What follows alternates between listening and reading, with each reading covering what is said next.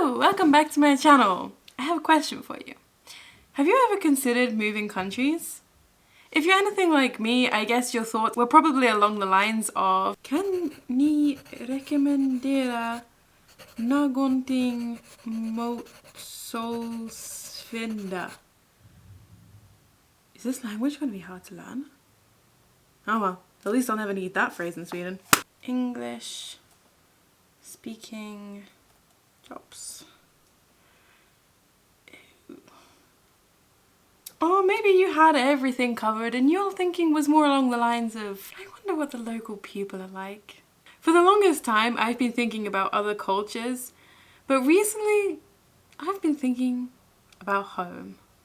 Ah, England. The rainy country that actually isn't that rainy. I don't really know why everyone says that. Ah, land of the shit show. Home of the bad apple spoils the barrel. Yes, that's right. England and English people complain a lot. And I'm starting to realise that some of those things aren't quite true, and some of them absolutely are. So, without further ado, here is my top things that I have realised about Britain while being abroad. Let's get some of the really obvious ones off the table. And I don't want to admit this, but I was actually one of the people that used to sit there and complain about how everything was getting so expensive nowadays.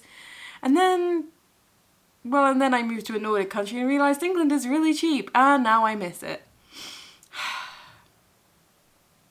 Seriously, why are Nordic countries so expensive? We are a nosy nation. I'm gonna say it. I've realised it. I don't think we were.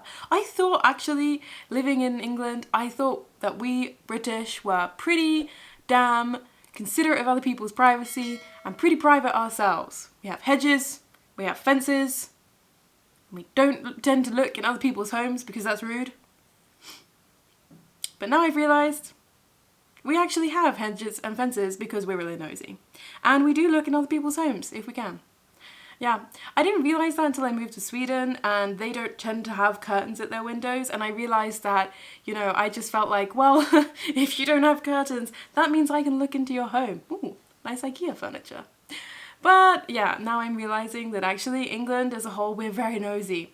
And the more I thought about this, the more I realised it was completely true, because I can't even count the amount of times in my life living in England that something happened, be it streets started flooding, or power went out, and everybody comes out of their homes and starts going, oh, what's going on? There's always that one neighbour, I swear to God, every single little village, every little cul-de-sac, they all have that one really ultra old nosy person that's like straight away on the fence. Like, and they're somehow always out mowing their lawn or something. I don't even know how this is a thing, but they're always there, and then they're always on the fence like, oh, hello dear, did you hear?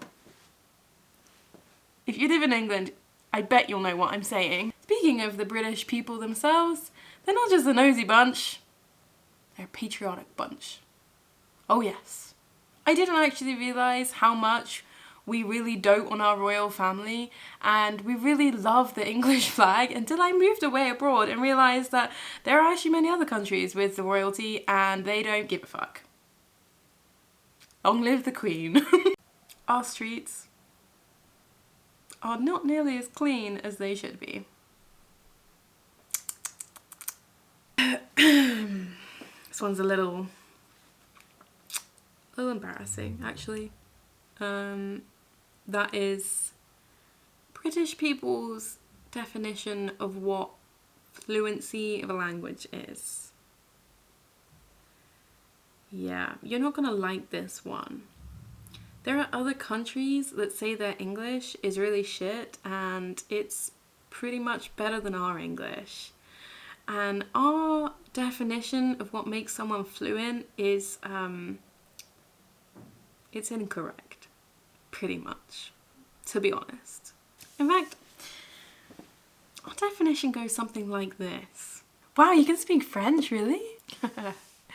Je n'ai pas parlé en français.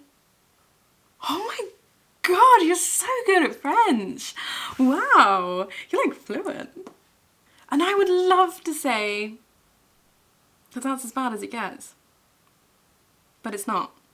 We are actually the nation that go into other people's country, and I think we are the only nation that think if we speak our own language clearer and slower, that people will suddenly understand it. Hi, can you tell me where the toilet is, please? Oh. Can you tell me where the toilet is, please? And I wish I could say that's as bad as it gets. But it's not. Because for some reason, most people add an accent. And it's not even close to those people's accent. Don't worry, it's fine. I can actually speak a bit of French now. Can you tell me where the toilet is, please? There's a reason the French hate us. I think that's a big proportion of it. Not even the Americans have sunk that, though.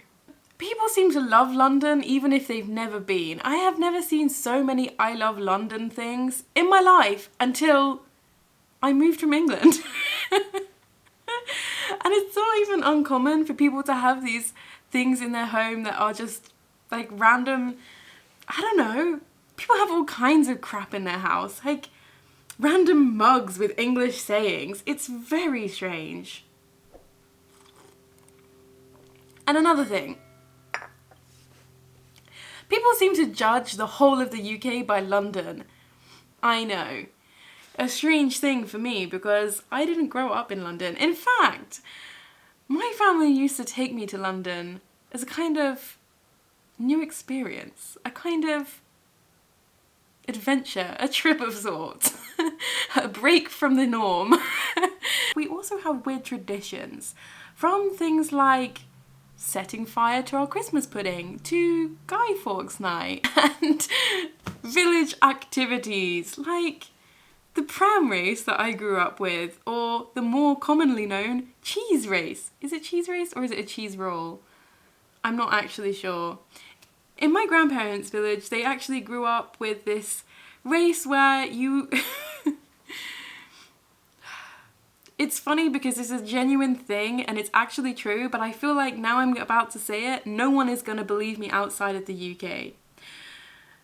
So the pram race is once every year, and it's a traditional thing for the village where you race around the village from pub to pub, which I think was about 8 originally, but I think it's become less more recently.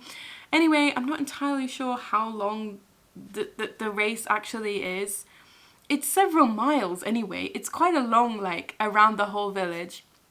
And the whole idea is that you go from pub to pub with a team of 3 people. 2 are pushing the pram and 1 is sitting in the pram, and the person sitting in the pram has to drink, I think it's a half pint of beer at every single stop, and you can't go from you can't leave the pub you get to until you've downed that half pint of beer. Anyway, people do it, people dress up, and if I can find some pictures, I will. It's hilarious, and everyone comes out for it, and you pick your favourite pub, and you sit outside your pub, and you cheer them along. People usually that are in the race have buckets ready for charities that they are supporting, and you get some really interesting ones. You'll get the very traditional mum, dad, and an actual pram, and a guy that's dressed as a baby. Obviously, everyone has to be over 18 because it's drinking. But you also get some really cool ones. I've seen some Avengers and other superheroes and all kinds of things. It's hilarious. And I don't know why we do it. How fucking painful our pissing plugs are to stand on. This is going to take a demonstration, isn't it? I'm sure there's probably a lot more things that I will realise in time, so maybe I'll do a part 2. But I'm going to leave you with a question. I don't actually know if this is like a UK thing per se, or if this is just a thing that most people do, but we massively have this waste not, want not attitude. And there have been several times where people have judged me or they've just given me really weird looks because I have like seen milk that's out of date and I will sniff it before throwing it away. And when I see eggs have gone out of date and it's like 1 or 2 days eggs have gone out of date, that's like a little mini game, a little challenge for me to start floating eggs to see if they're actually old or not. And I don't know, I've been told that this is such a British thing and we should get over the fact that we're not in the war and rationing anymore, but it's definitely a mentality that has been passed down from generation to generation. I don't know if it's just a British thing, but there's definitely been nights where I've had an entire bag of spinach, just an entire bag of spinach, because it wouldn't last. Anyway, do tell me what's the stingiest thing you've done in the comments below, and is this also something you have in your country? Don't forget to like, comment and subscribe, and again, thank you so much because I am almost at my goal of getting monetization and I'm so happy. I'm about halfway there for subscribers, so thank you so much if you're subscribed, and if you're not, maybe you should be. I will see you next time. Bye!